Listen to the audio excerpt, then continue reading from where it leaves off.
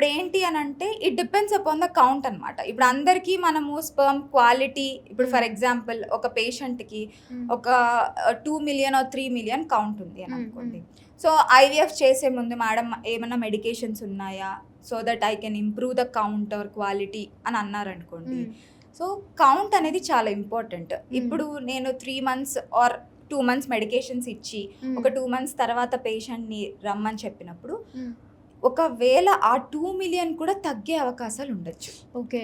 So మనము count చూసి treatment ఇవ్వాల్సి ఉంటుంది. ఏం ట్రీట్మెంట్ ఇస్తాము అంటే యాంటీ ఆక్సిడెంట్స్ అంటారనమాట. ఈ యాంటీ ఆక్సిడెంట్స్ ఏంటి అని అంటే ఇప్పుడు ఏదైతే మనం మాట్లాడుకున్నామో ఏదో డైట్ వల్లనో లేకపోతే స్ట్రెస్ వల్లనో ఈ టాక్సిన్స్ వల్ల పొల్యూటెంట్స్ వల్ల స్పర్మ్ డ్యామేజ్కి రియాక్టివ్ ఆక్సిజన్ స్పీషీస్ అంటారు. సో ఈ రియాక్టివ్ ఆక్సిజన్ స్పీషీస్ వల్ల మనకి స్పర్మ్ డ్యామేజ్ జరుగుతుంది. సో ఇవి కౌంటర్ యాక్ట్ చేయడానికి యాంటీ ఆక్సిడెంట్స్ అంటారనమాట. సో ఈ యాంటీ ఆక్సిడెంట్స్ అనేవి మనం ప్రిస్క్రైబ్ చేయొచ్చు పేషెంట్స్కి, but there is no 100% guarantee that this will improve the sperm quality అన్నమాట.